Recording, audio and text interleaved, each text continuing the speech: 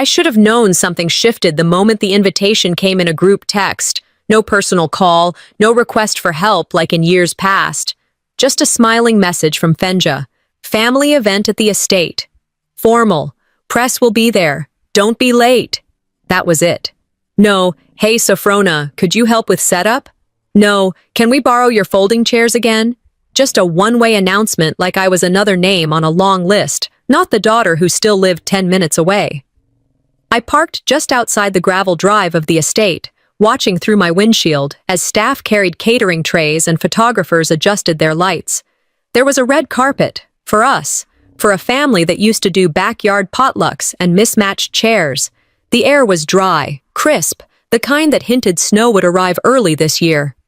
Inside, the house smelled unfamiliar, like over-polished wood and artificial lavender.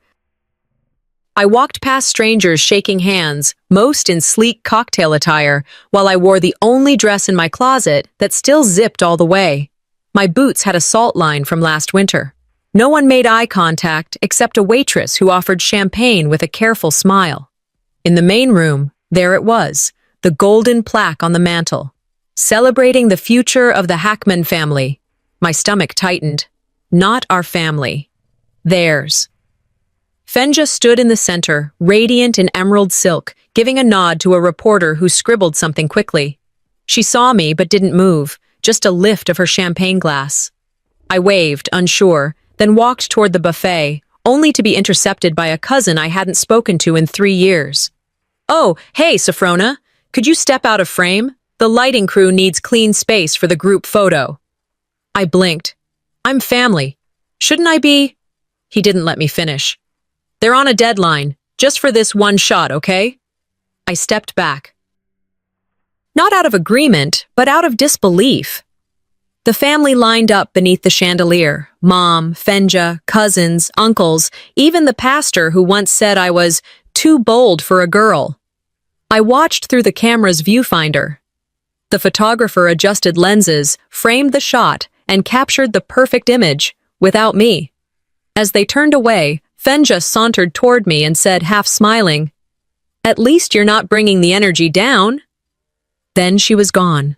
The air inside burned worse than the cold outside. That was when I heard my father's voice in my head, clear as if he stood beside me. The richest people are the ones who make others feel seen. I walked past the framed photo they'd just taken. It was already printed and displayed on an easel. Fenja's caption underneath, "The faces of the future." I wasn't one of them.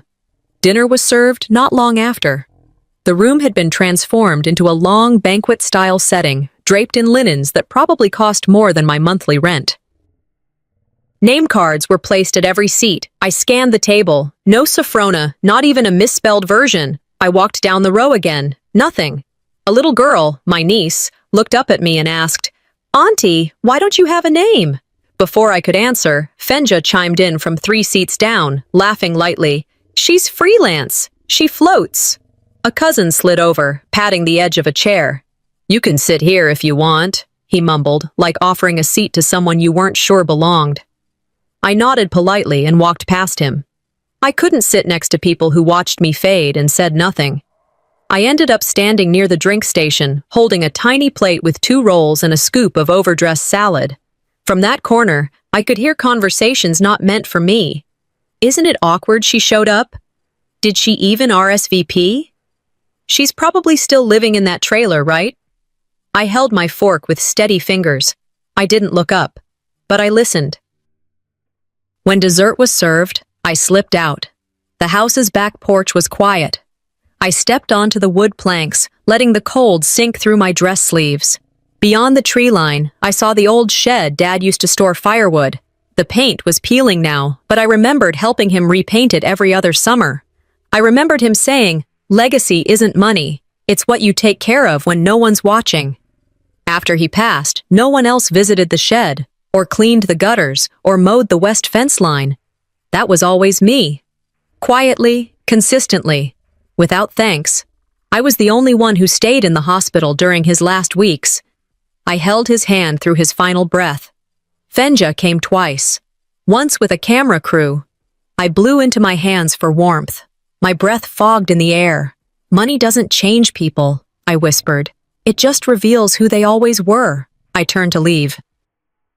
On my way out, I passed a table with printed booklets, event programs with the family crest on the cover. I picked one up. There was a full-page itinerary.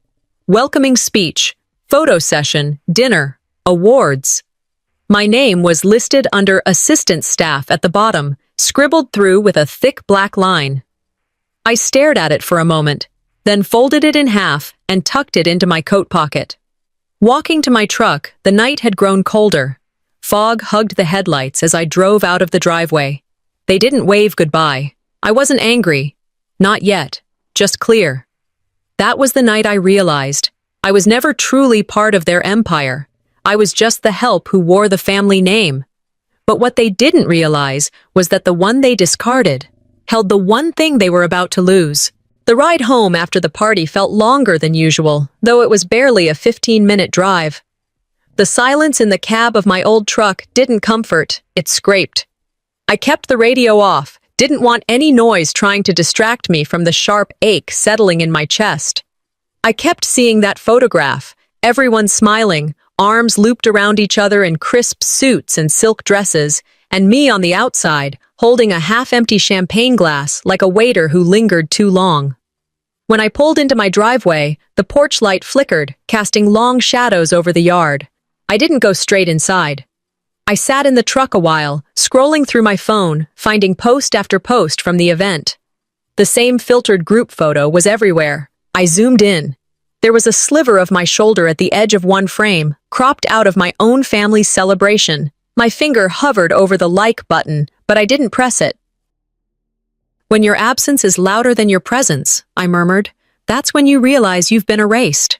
I walked into the house with numb fingers and the sudden certainty that something much larger was happening behind my back. A door had been closed, quietly, and I hadn't even noticed the lock turn. The next morning came with sunshine and an unshakable chill. It was my niece Abby's birthday brunch at my sister's house. I'd mailed her a small gift weeks ago, a handcrafted jewelry box I'd spent hours painting. Her name etched into the top, tiny floral detailing carved along the edges.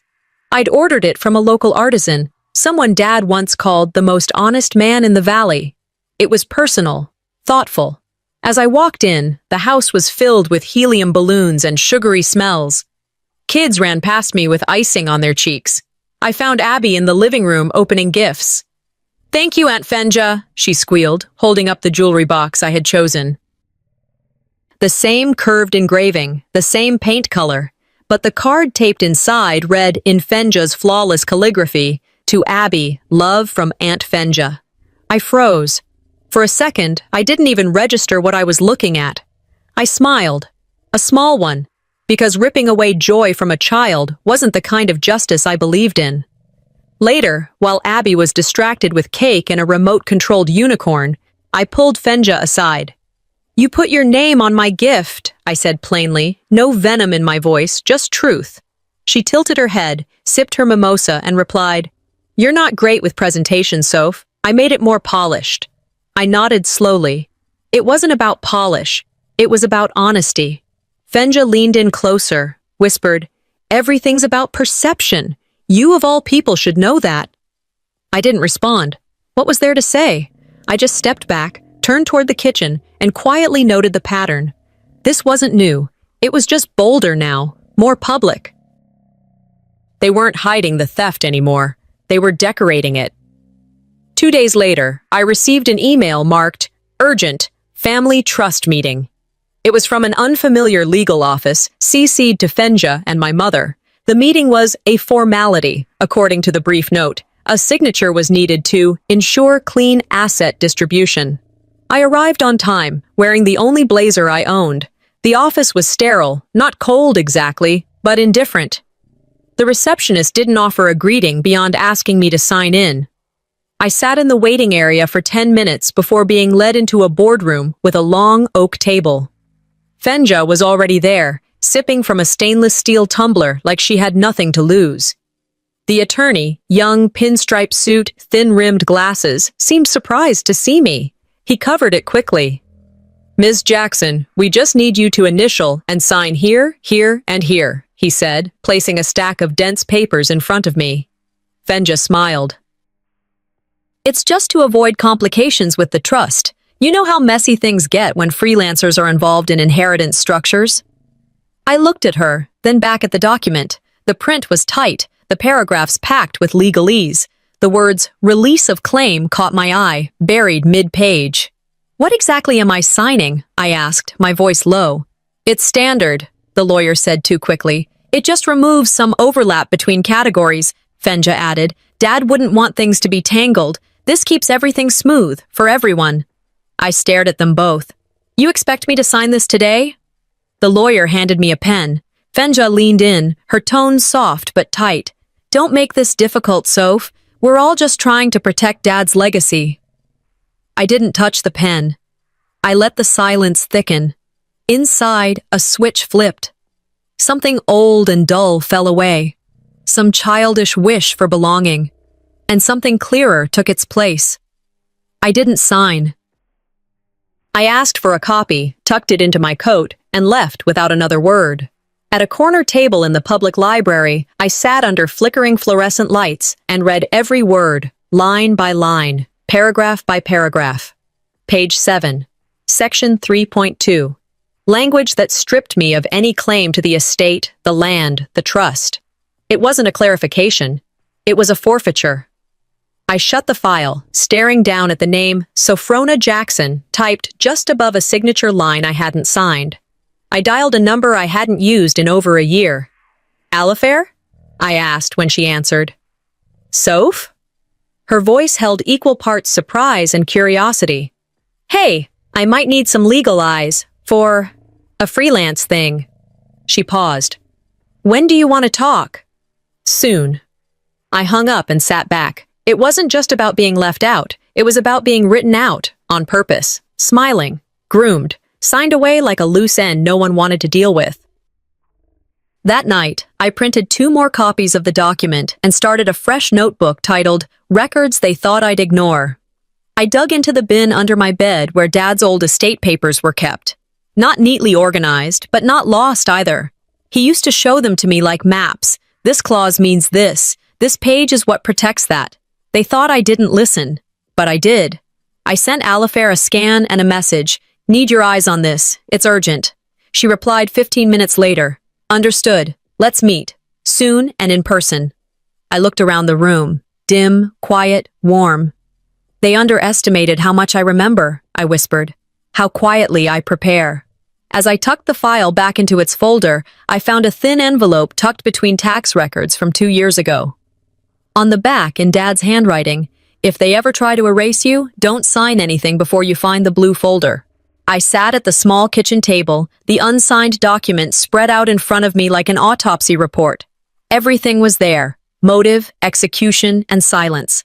I stared at the words, release of claim, for the 10th time that morning, but my eyes weren't on the text anymore. They were somewhere else. A hospital room. Dim light filtered through the blinds, casting shadows over my father's frail frame. It was late, well past visiting hours, but I had stayed, as I often did. Fenja had come earlier, left after 15 minutes, saying the antiseptic smell gave her headaches. I stayed because that's what daughters do when love has nothing left to prove. He looked at me that night like he knew something I didn't. Reached out, his voice raspy but firm. They won't understand you, he said. But they'll need you more than they'll ever admit. I nodded, unsure what he meant. You're the only one who doesn't want anything from me, he continued. That's why you deserve everything. I wanted to respond, but he wasn't done. If they ever turn on you, and I hope to God they don't, but if they do, walk away with your head high. Let their inheritance be their inheritance. Your peace is yours alone. Those words became the floor under my feet. Even now, as I sat in silence with betrayal circling like wolves, that memory was my warmth, my anchor. His truths didn't come with court seals or legal weight, but they held more authority than anything that lawyer could ever type on his polished desktop. When Sunday rolled around, I felt a strange sense of clarity. Fenja's message arrived at 8:15 a.m. Sharp. Family brunch at the lodge. Unity is important right now. Hope you can make it. No explanation, no apology, just another one-sided expectation dressed up as inclusion. I dressed simply. Dark slacks, a fitted sweater, nothing flashy. I arrived 5 minutes early and parked on the far end of the gravel lot. As I walked in, I could already hear the hum of forced laughter, glassware clinking, that familiar tone of curated warmth. I entered the dining hall to find a long table stretching nearly the length of the room, adorned with white linens, brass cutlery, and floral arrangements that reeked of performative grace. Everyone was already seated. Fenja stood at the head, raising her mimosa. "Let's all remember," she began, "that families thrive on order and knowing their roles. Chaos is what happens when people forget where they belong." A few people chuckled, unsure if they were supposed to. She continued, letting her gaze skim over the table, stopping briefly at me. "Some people force their way into legacy," she said, voice syrupy. "They seep in through the cracks, like sewer trash." The words hit the room like a shattered plate. Utter silence followed, except for the dull clink of a dropped fork. No one moved, no one spoke. A cousin looked down at her lap. Another took a long sip of orange juice. I didn't move either. Not at first. My body registered the words, but my mind was still catching up. My ears rang like I'd been slapped. I stood slowly. Fenja didn't even look surprised. If anything, she looked relieved, like she'd finally said what she'd been thinking all along. I didn't say a word. I didn't cry. I simply gathered my coat from the back of the chair, though I'd never been invited to sit, and walked out. The doors closed behind me with a gentle thud. Outside, the air was sharp, and I welcomed it. My steps were even. I walked past the row of SUVs, past the decorative garden Fenja insisted be installed in Dad's honor, though he hated ornamental landscaping. I walked until the brunch laughter was a distant echo, until I couldn't hear them, or her. I drove home without the radio on. No need for distractions. I needed to remember every second of what had just happened, because it mattered. Because people get away with cruelty when no one documents it. At home, I sat on the edge of my bed, phone in hand. I opened the group chat labeled Family Threads and tapped Leave Group. I deleted the contacts of every person who'd sat in that room and said nothing. "It wasn't that they said it," I whispered, staring at the blank ceiling. "It was that they believed it, and no one corrected them." I texted Alifair. Me. "I'm ready to talk. Tomorrow?" Her. "Of course. Come by whenever you're ready." I didn't reread the legal papers that night. I studied them, underlined language, highlighted loopholes, wrote down questions. I wasn't going to be baited into emotion again. This wasn't about feelings. It was about patterns. And patterns can be traced. I grabbed the combination Dad had given me months before he passed.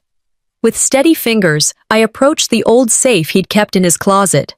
The one Fenja said was filled with outdated insurance records. The tumblers clicked into place. Inside sat a single envelope, cream-colored, slightly curled at the edges, written across it in my father's handwriting, "For her eyes only." I didn't open it. I wasn't ready. But I stared at it like it was a mirror I'd been avoiding. My fingers trembled, not with fear, but with something close to reverence. "I wasn't ready to open it yet," I whispered, voice barely audible in the stillness of the room. But I knew this time, whatever was inside, would finally prove I never needed their approval to exist.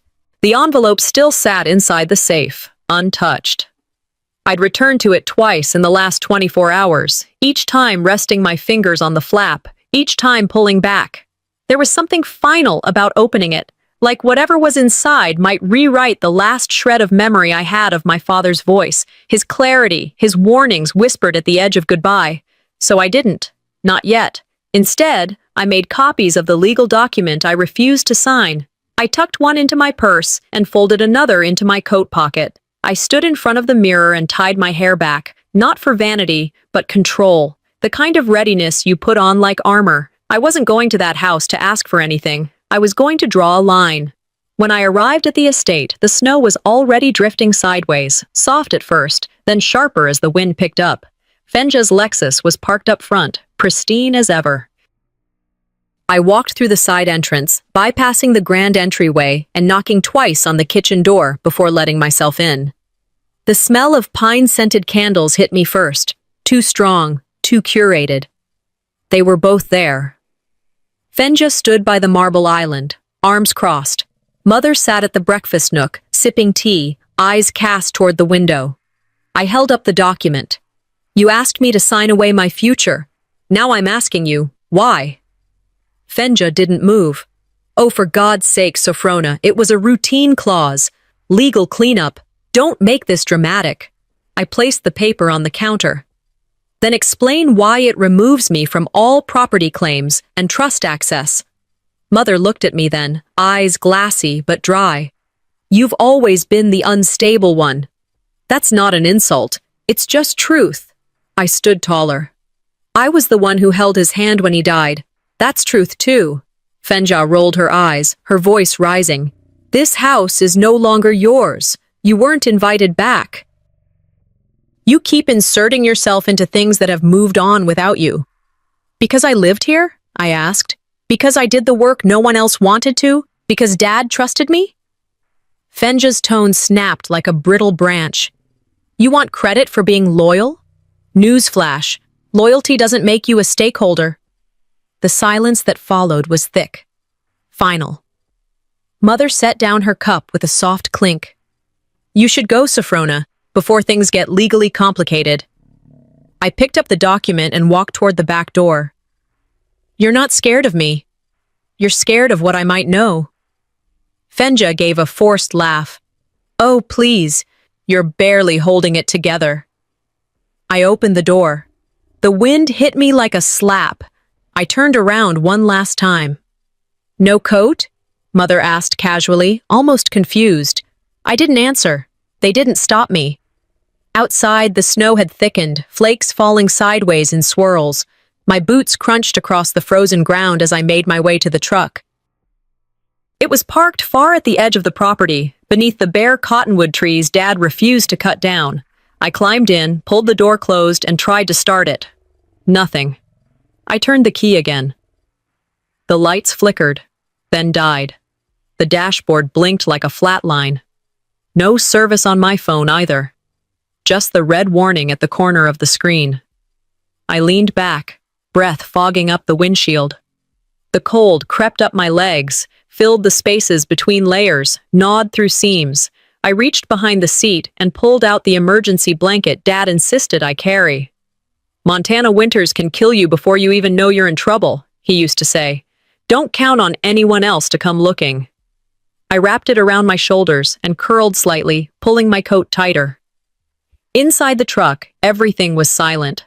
Outside, the storm howled like a warning too late. I sat there for hours, dozing in and out, waking each time colder, more hollow. I kept hearing Fenja's voice, Mother's silence, and somewhere in the middle of it all, my father's steady words from that hospital bed. They'd finally said what they always thought, and I had nothing left to say. By the time light began to bleed through the windshield, the world outside was a blanket of white. The storm had passed, but the air still carried its bite. I pushed open the door with stiff arms and climbed out, knees aching. My boots sank ankle-deep in powder. I stood there for a minute, watching steam rise from the truck's hood like a defeated breath. I wasn't surprised they shut the door on me. I wasn't surprised no one texted to check if I made it home. What surprised me was how calm I felt now, like I'd crossed some invisible threshold. I was nobody's daughter anymore, and I had never felt more awake. I drove slowly toward town, engine finally rumbling after a long crank. I found a small diner with lights on, walked in with fingers barely able to grip the door handle. The warmth inside hit me hard. The waitress looked up from behind the counter and gave a soft smile. Coffee? I nodded. Black. She brought it over without another word. I sat in a booth near the window, watching the snow melt off the cars in the parking lot. My reflection stared back at me from the glass. Hair unkempt, skin sallow, eyes sharp. I took a sip and pulled out my phone. Fenja had posted on her feed that morning. Grateful for snowy nights filled with family, love, and laughter. There were 5 photos attached, all warm, cozy, inside the house I had just been thrown from. No mention of me, no trace that I had ever been there. I stared at the screen, then back at the cup in my hand. This wasn't sadness, it was clarity. I typed a message to Alifair. Me. Change of plans. Can we meet today? Her. Absolutely. Bring everything. I looked out the window again, past the parking lot, past the dripping icicles, into something bigger. They pushed me out in the cold. I was about to light a fire they couldn't control. The warmth from the diner wasn't just physical. As the snow melted off my boots and pooled beneath the booth, I sat watching steam rise from my coffee like it was some sort of divine smoke signal. Across the room, a mother wiped syrup from her daughter's cheek, both of them giggling over pancakes. It stung a little, but didn't pierce. I stirred my coffee slowly. Something bitter had started to taste like resolve. I hadn't spoken since leaving the estate, but the silence wasn't empty anymore. It was strategy. I unlocked my phone. Alifair had replied. Alifair, meet me in 20, you know where. I paid the bill, left a decent tip, and stepped back into the cold, the wind gentler now. Montana had a way of softening right after it bruised you. Alifair's office was tucked behind a hardware store, more like a converted cabin than a law firm. No marble floors or cold receptionists, just a space where real conversations happened. I parked, took a breath, and walked in. She stood as I entered, arms out for a brief hug. You look like hell, she said.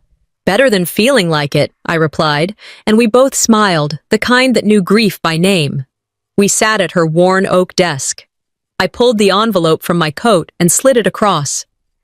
You said your dad gave you the blue folder? She asked, already reaching for her reading glasses. I nodded. He labeled it, for her eyes only. I haven't opened it until now. She opened it carefully, unfolding the documents inside like she was handling something sacred. Notarized will, she murmured.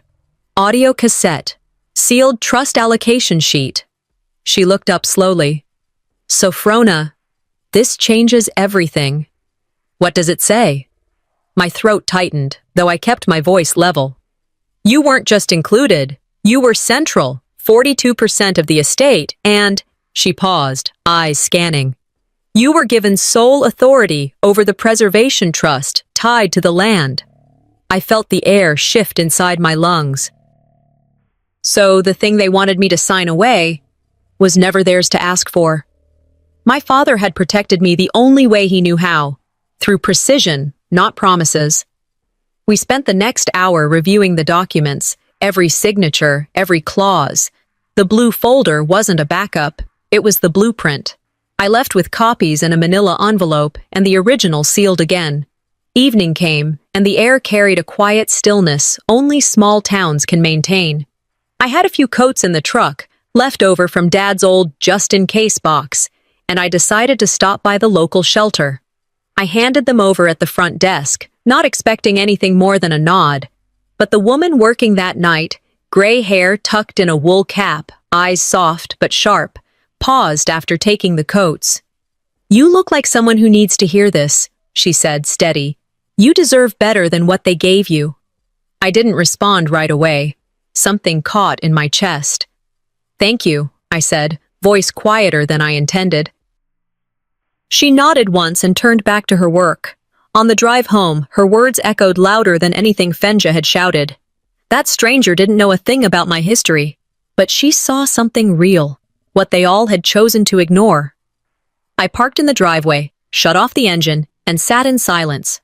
Not the kind that swallows you, but the kind that clears space. I'm not asking for a seat anymore, I whispered. I'm building the table. The next morning, I met Alifair again. This time, we planned. First, request a legal freeze on all asset movement under the family trust. Second, initiate document review with a forensic expert to verify signature forgery on the papers they tried to pass off. Third, file a motion with the court to enforce the true will and trust document as the binding legal directive. They're not going to like this, I said. They don't have to, Alifair replied. They think you're weak. That's exactly why you'll win. I don't want revenge, I said. I want resolution, with receipts. We worked through lunch, highlighting sections, building timelines, crafting statements. Every page I marked felt like regaining inches of stolen ground. Before I left, she handed me a folder with a post-it stuck on the front. Operation Turnaround. I laughed. You name your case files now? Only the ones that matter. I tucked it under my arm and left.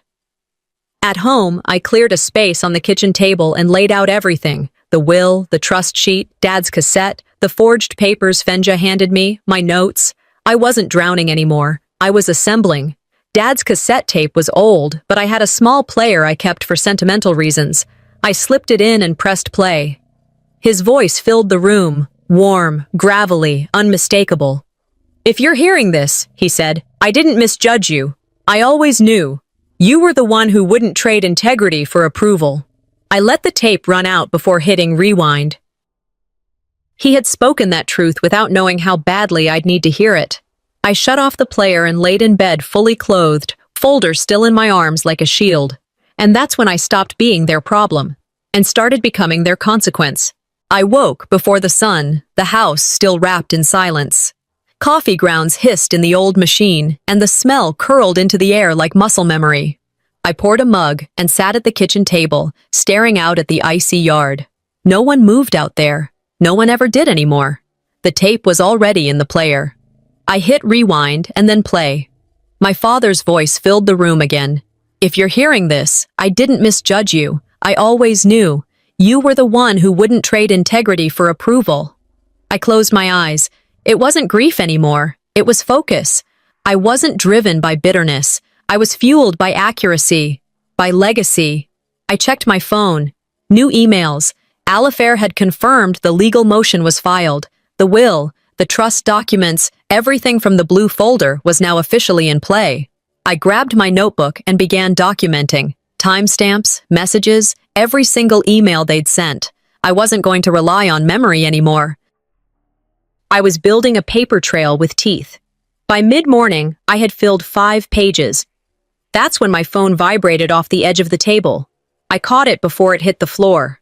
First call, Fenja. Second, Mom.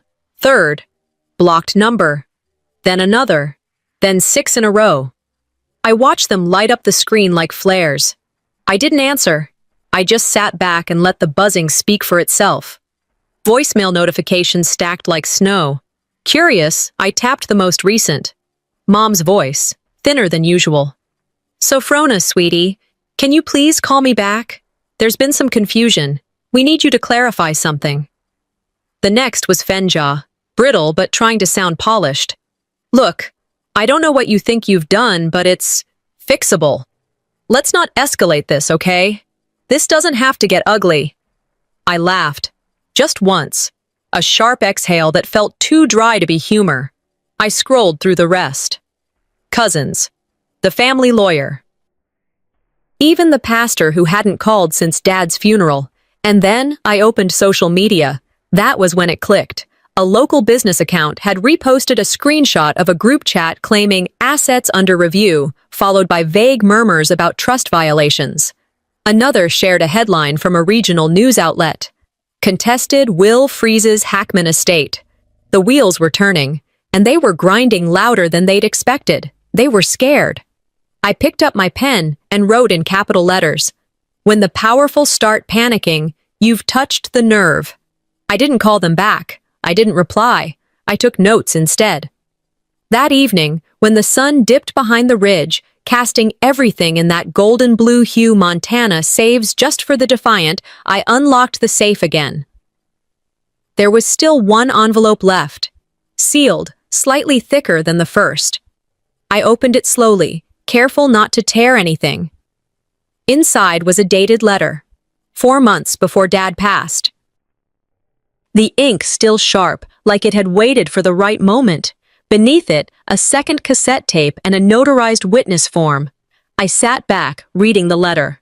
Sophrona, if Fenja ever challenges this will, she forfeits her claim. That's the clause I buried in the trust, and only you can activate it.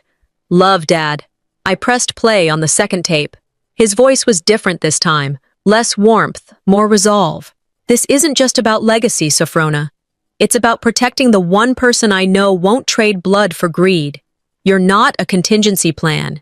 You're the firewall. I let the tape play until it clicked off on its own. My hands didn't shake. My breath didn't catch. For the first time in weeks, I didn't feel like the forgotten daughter. I was the line they never thought they'd cross, and now I had the power to make sure they didn't step over it again. I walked to the living room, cleared off the old corkboard I used for reminders and recipes. Then I started pinning up documents, dates of Dad's signature, copies of the trust, notes from the meeting they'd tried to trap me into, messages from Fenja with phrases like, just harmless cleanup, and don't worry about the wording. By the time I was done, it looked like the blueprint to their undoing. Alifair texted, motion received. County court has it. They'll issue notices by end of day. I replied, good. They trained me to be quiet. They taught me to cooperate. They just never thought I'd learn how to document. Just after 9 p.m., the phone buzzed again. Restricted number. I picked up. A man's voice, clipped and official. Ms. Jackson, we're reaching out on behalf of your family's legal representation. We'd like to discuss the possibility of a private resolution before this becomes unnecessarily public. I waited 3 seconds. Then I said, clearly, calmly, let them come. I've been invisible too long. It's time they remembered who they erased. By the time the coffee cooled on Alifair's desk, I'd read through every line of the injunction 3 times, not out of confusion, out of certainty. This wasn't war. This was history control. And I wasn't preparing to fight. I was preparing to document it before they rewrote it again. They'll come to you now, Alifair said, sliding a folder toward me. Not out of guilt, out of fear. I nodded. Then I won't give them the luxury of panic. I'll give them paperwork. Just as I gathered my files, a knock rattled the front door. I didn't need to check. I already knew who it was. I opened it to see Fenja and Mother standing like polished sculptures, their coats perfectly pressed, faces unreadable. May we come in? Fenja asked, as if she'd been invited to tea and not the scene of her own unraveling. Alifair arched a brow but gave a tight nod. I led them into the front room. Fenja was first to speak. We're not here to fight, Mother added. This has gone further than any of us intended. They didn't sit. They hovered. Fenja pulled a document from her bag. This is just a clarification form. It helps the bank untangle certain reporting overlaps. It's really for their benefit. I said nothing, just stared at her. The quiet pulled her words apart. It's not about you, she added. It's about protecting Dad's image. Mother folded her hands. You've always been emotional, sweetheart. This is bigger than just feelings. I took the form and read it slowly. Then I looked up and said, You didn't throw me out because of confusion. You threw me out because you were terrified I'd see what you were hiding. Fenja's smile twitched. You were never part of the plan. We let you stay so you wouldn't embarrass us. The silence that followed wasn't shock. It was confirmation. They didn't come to negotiate. They came to test if I'd still bow. And they forgot. I stopped kneeling the night they locked me out in the snow. I placed the document back on the table and slid it toward them. You can keep this. It doesn't fit me anymore. They left without slamming the door. It was worse than that. It was careful. That evening, I sat at my kitchen counter, sipping lukewarm tea, heart steady. For the first time in weeks, I felt the weight of calm strategy pressing in where anger used to live. Then I remembered something. Months ago, when I first moved back into the house, I'd had the old security system reactivated. Quietly. Just in case. I pulled up the app on my phone and began reviewing footage from the kitchen. Sure enough, while I'd stepped into the bathroom during their visit, the camera above the cabinets had kept rolling. On screen, Mother leaned in close to Fenja. Her voice, though soft, was unmistakable.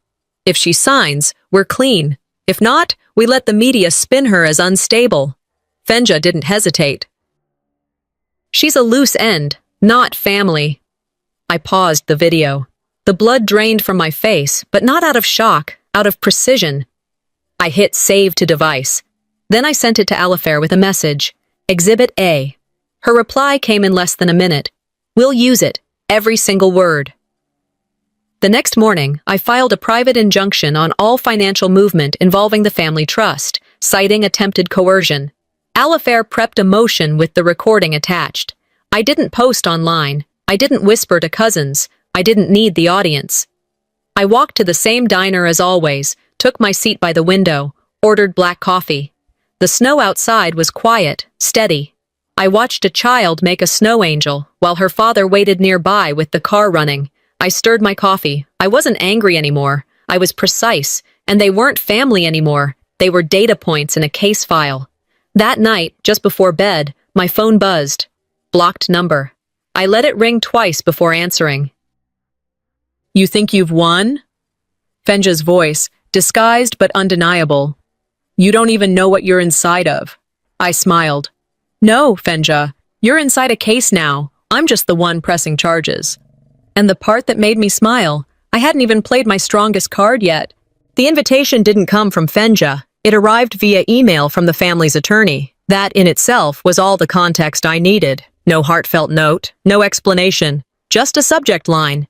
Family tribute dinner, attendance requested. It was scheduled for a Saturday night in a rented banquet hall downtown that looked more like a wedding venue than a space to grieve or reconcile. Marble floors, gold-rimmed stemware, a three-course menu printed in italicized fonts, all appearance, no affection. I didn't go to reconnect. I went because there was nothing left to salvage. And I was tired of pretending I didn't see the fire just because everyone else brought marshmallows. I arrived alone, head held high, in a black dress I hadn't worn since Dad's funeral. Tucked in my coat pocket was a USB drive. It didn't rattle. It didn't burn. But it weighed more than it should have. Inside, waiters moved like ghosts in tuxedos, brushing by tables filled with people I used to trust. Fenja stood near the stage, already in full host mode, hugging guests, shaking hands with donors, holding court. Her eyes caught mine, and for the first time, she didn't smirk. She nodded. Just once. Dinner hadn't started yet. Guests took their seats under chandeliers. At each place setting sat a booklet titled Legacy, the Hackman Family Story. I flipped mine open and skimmed the contents. Every page was curated, edited, cleansed. There was a single line about me. Sophrona Jackson, artist, independent spirit. No mention of the trust.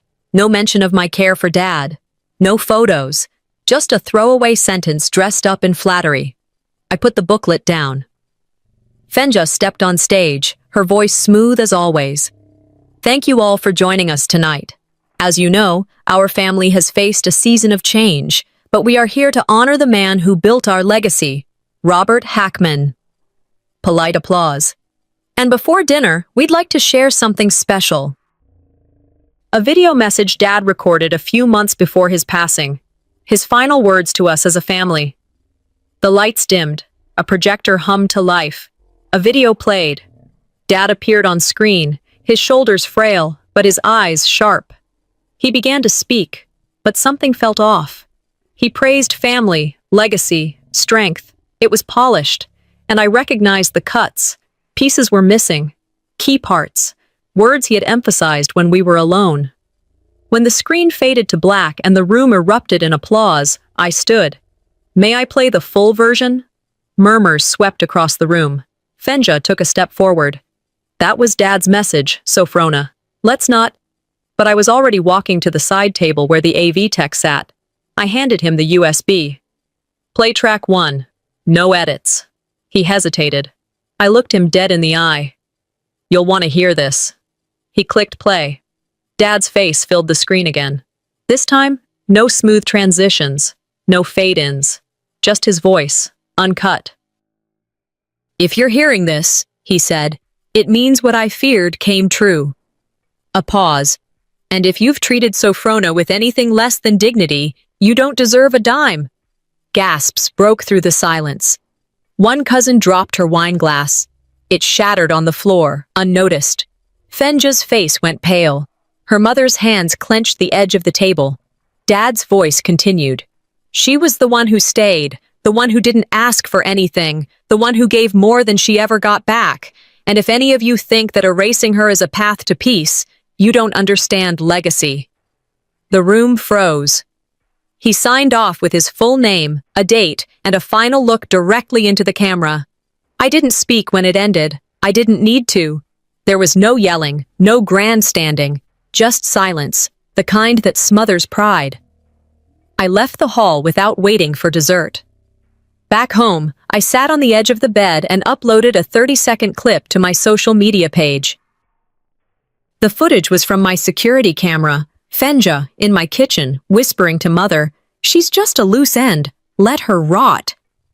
I paired it with a scan of Dad's will, a photo of the trust clause, and the timestamp of the night they threw me into a snowstorm. The caption read, "This is how legacy is built in my family." By morning, #SEWER trash. No more was trending. Journalists called. Local news ran a special segment titled "Thrown Out for Truth, the Sophrona Jackson Story." People messaged from places I'd never heard of. I was the discarded sibling too. "Your story saved me from signing something I didn't read." Fenja posted a vague apology about deep family pain and privacy. Her comments were disabled within an hour. I didn't feel triumphant. I felt done. I sat in my now-cleaned trailer, sipping tea, watching the inbox flood. Not with hate, but with grief. Recognition, relief.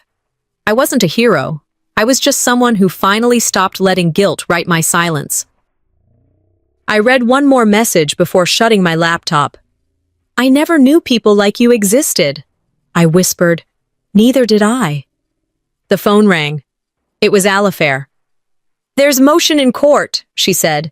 "They want to settle quietly." I laughed, not cruelly, just tired. They can't afford quiet anymore. And I hadn't even told them what was in the second trust yet. Silence had become my weapon, not the kind used to shame or surrender, but the kind that sharpens when no one's looking. I'd stopped speaking in rooms where no one listened a long time ago. And now that silence had written my signature on a courthouse document. The notification came in a plain envelope. Legal, precise.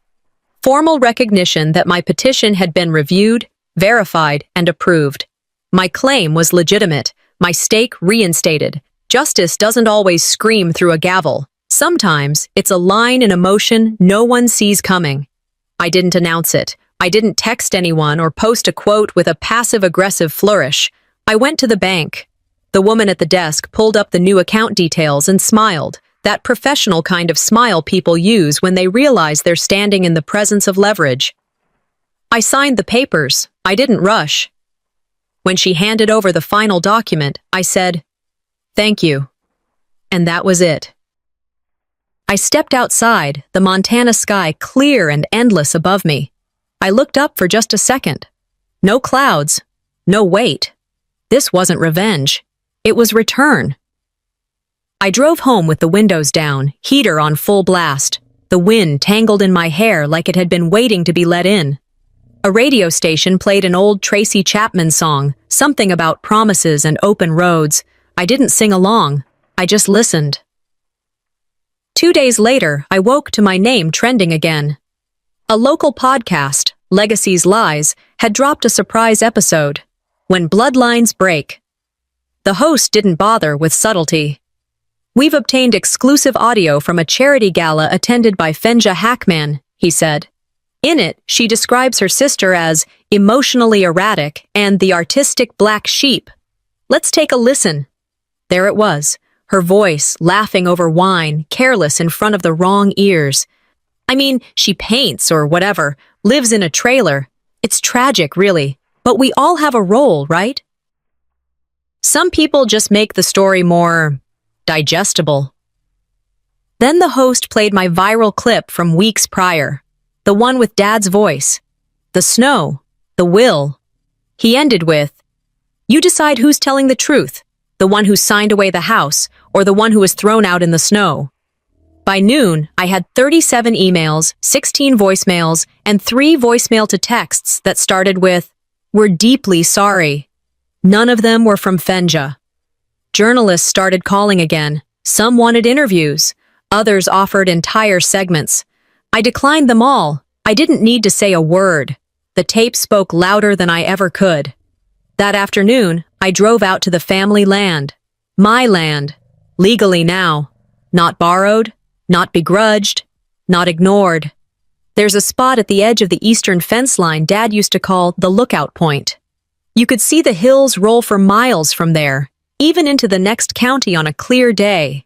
He used to take his thermos out there and just sit. I brought mine too. I sat. I listened to the wind stir the brush.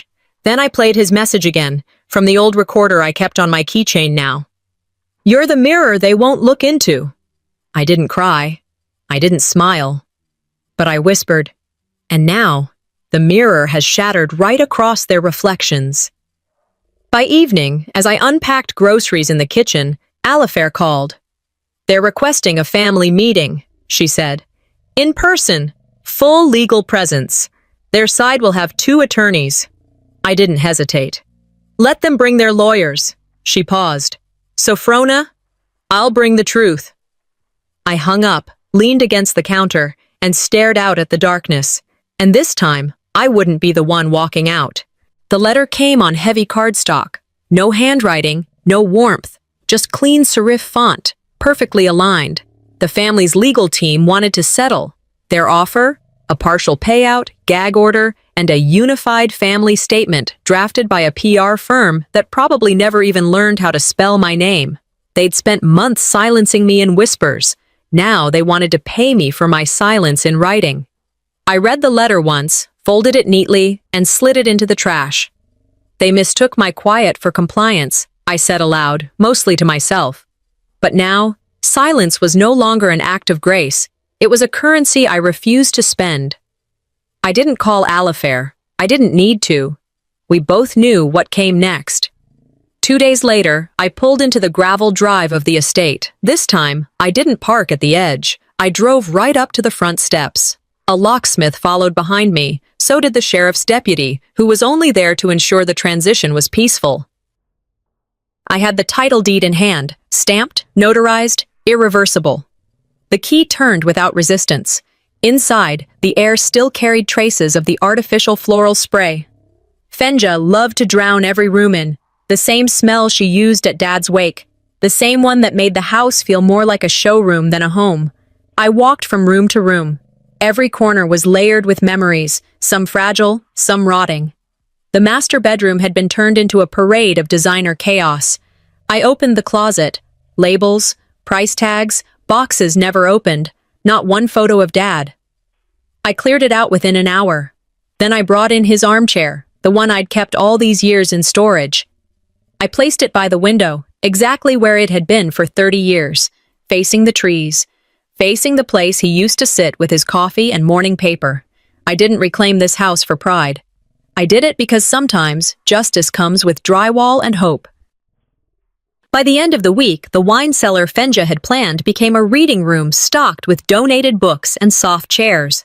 The media room turned into a counseling space. The garage had new shelves labeled baby supplies, warm coats, job training kits. Then came the sign. Opening day arrived with overcast skies and cold air. It didn't matter. People still came. Reporters, volunteers, mothers holding toddlers, a veteran with a cane, a high school teacher I hadn't seen since sophomore year.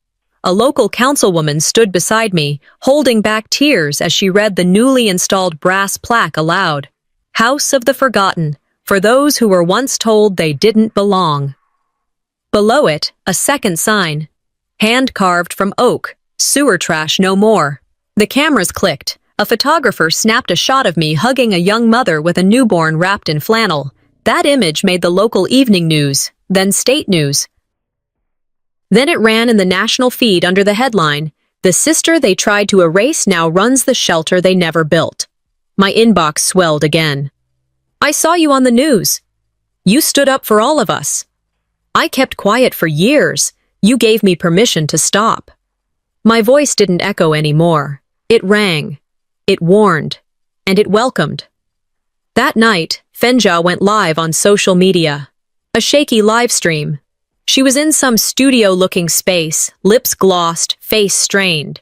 She claimed the audio clips were taken out of context, that family matters are complicated, that we all say things we regret. The comments rolled in faster than she could delete them. I didn't respond. Instead, I sat in the new reading room, a mug of tea in hand, watching a boy read Charlotte's Web out loud to his little sister. I walked to the fireplace and placed a framed photo of Dad right on the mantel. Just him, smiling. No filters, no edits. Legacy isn't what you leave behind. It's what you restore when no one thinks you can. Just before midnight, Alifair texted. Alifair. They filed a motion to dismiss the original will, claiming Dad was coerced. They're taking it to trial. I stepped outside into the cold and stared up at the sign one more time. My fingertips traced the word forgotten, carved in brass. If they wanted war, I whispered. I had no weapons, only proof. And that's always enough. The envelope arrived midweek, stamped with a law firm's name I didn't recognize. Inside, a letter thick with legalese and the familiar stench of desperation. They were challenging Dad's mental capacity at the time the will was signed. I read it once, then again. Each line was a dance of technical phrases aimed at one thing, erasing what had already been made clear. Even now, they couldn't speak plainly. Everything had to be masked under paper, clauses, and spin. I looked up from the letter and into the laughter spilling from the reading room down the hall. A boy was trying to convince another to trade books. One of the mothers I'd helped just last week sat nearby, correcting grammar on a scholarship application. I folded the letter and tossed it on the kitchen counter, unreadable ink face down. I wasn't fighting for ownership anymore. I was protecting peace. Later that day, I met Alifair in her office. She poured us both tea instead of coffee, a subtle nudge to keep this meeting grounded. They're going to trial, she said. We can fight this hard, call witnesses, go after them for damages. You'd win, I have no doubt. I took a breath. I know. But, she prompted. I stared at my hands. But I don't want to drag this any further. She leaned back. You sure? Dad said something once, I murmured. You don't need to win every war. Just live in a way they can't deny your strength. She nodded slowly. That's not weakness. That's design. I made my decision right then. No countersuit, no press conference, no dragging them through the dirt they willingly buried themselves in. I wrote a short statement for the press. It read, I forgive what doesn't deserve forgiveness, not because they changed, but because I did. The media picked it up fast, but this time the tone shifted. Headlines leaned toward reflection, not scandal. The drama lost its steam. People stopped asking who won and started asking what came next. A week later, a letter came in the mail. Not typed, handwritten, slanted and tight, from Fenja. I don't know if you'll ever believe me, but I thought I was protecting the family from shame. I was wrong. I read it twice. Didn't cry. Didn't tremble. I walked to the back of the house, opened the drawer labeled Closed Chapters, and slid it inside. Some things you respond to, some you simply outgrow. That letter was both. Days blurred into calm. The shelter thrived. A mother I'd met through a food bank was now volunteering at the check-in desk. She greeted each person like they were arriving home. A retired Marine offered to fix the roof for free after he'd overheard one of the pipes was cracked. Then he showed up every Tuesday just to tinker. One afternoon, a young woman stepped inside with 2 kids in her arms. Her coat was threadbare, her voice low. I saw your story online, she said. I left with nothing, but I figured, if you made it out. I didn't let her finish. I handed her the guest key. You're safe now. That night, I walked into the admin office, lifted a small frame, and hung it over the desk. Dad's words, etched in soft silver. The legacy isn't what we leave behind. It's what we prove can't be taken. I sat for a while. No laptop, no music, just the sound of someone vacuuming down the hall and a kettle whistling faintly from the kitchen. I never needed to rebuild my name. I just needed to stop letting others sign it for me. That Sunday, I did something I hadn't done since everything began. I drove out to the cemetery. No flowers, just a folded piece of paper and a quiet heart. The sun was out, but the wind stayed cold. The kind of cold that reminds you life keeps moving whether or not you're ready. I walked to Dad's headstone, knelt down, and placed the letter from Fenja at its base. I weighed it down with a small, smooth stone. "Let her words rest," I whispered, "where your truths always lived." I stood slowly. My coat flapped in the breeze, the trees behind me creaking gently like they'd heard something worth remembering. And if they ever wondered how far I'd come, this time, they'd have to look behind them. The courtroom was colder than I expected, not in temperature, but in tone. Fenja arrived flanked by 2 lawyers. Our mother followed, wearing the same tight-lipped expression she'd worn to Dad's funeral. They sat in their row, stiff, rehearsed. I walked in without fanfare, just Alifair behind me and a folder in hand. They brought strategy. I brought truth. Before the judge spoke a word, I could feel the weight in the room. The air shifted the moment Alifair filed the supplemental trust clause, the one no one expected, not even the opposition. The silence wasn't just procedural, it was recognition. This clause had been sealed in a separate folder, only to be activated under very specific terms. And those terms had just been met. It stated that any party who challenged Robert Hackman's mental fitness posthumously would forfeit their entire inheritance, irrevocable, final. The judge scanned the language, paused, then nodded. Alifair slid over a notarized audio clip, Dad's voice reading the clause aloud, verified by his physician weeks before his passing. Medical records supported his cognitive clarity. Fenja didn't move. Our mother blinked too fast, her hands tightening into fists around the court bench. The gavel didn't bang. It didn't need to. The ruling was clear. They had disqualified themselves. I didn't gloat. I didn't even glance their way. This wasn't revenge. It was realignment. And they had realigned themselves right out of everything. Outside the courthouse, I stepped toward the small crowd of reporters who'd gathered like cautious birds. One leaned forward. "Ms. Jackson, do you feel vindicated?" I looked at the microphone, then past it. My voice didn't waver. I didn't win today. Integrity did. And if you ever feel erased, I hope you find the courage to write yourself back in. I walked away before another question could be thrown at me.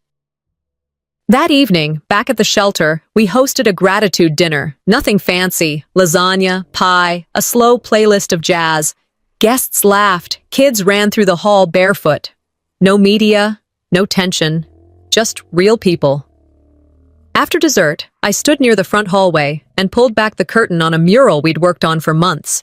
It showed a winding tree growing out of a cracked concrete floor, its roots wrapping around forgotten objects, an empty chair, a weathered photo, a child's shoe.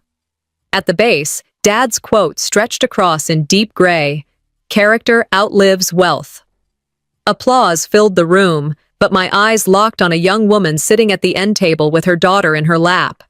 I walked over, crouched beside her, and placed a small silver key in her hand. "This is for the cottage behind the lot. You and your daughter start fresh tomorrow. You don't owe anyone a reason." She didn't speak, just clutched the key like oxygen. They tried to own legacy. I learned how to live it. Later that night, I sat alone in my room. Not the old trailer, not a temporary corner of someone else's story. My space. I took the court summary from my bag, read through each line carefully, then folded it and placed it in the drawer beside Dad's envelope marked "For her eyes only." Then I pulled out a blank page and scribbled 5 words. Not guilty, not invisible, not broken. I tucked that note into the same drawer. The sun was setting through the window behind me, washing the room in amber and quiet. For the first time in years, I felt still. I thought the verdict I needed was theirs, but I already gave myself the one that mattered. A knock came at the door. A delivery man handed over a flat box, no return address. Inside was a black and white photo, me and Dad, years ago, me maybe 12, standing next to him in front of the old barn. I don't remember the moment the photo captured, but our faces were easy, unfiltered. Real.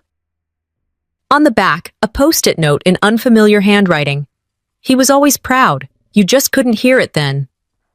I didn't try to figure out who sent it. Some things don't need answers, just peace. I wasn't the one they erased. I was the one they couldn't rewrite.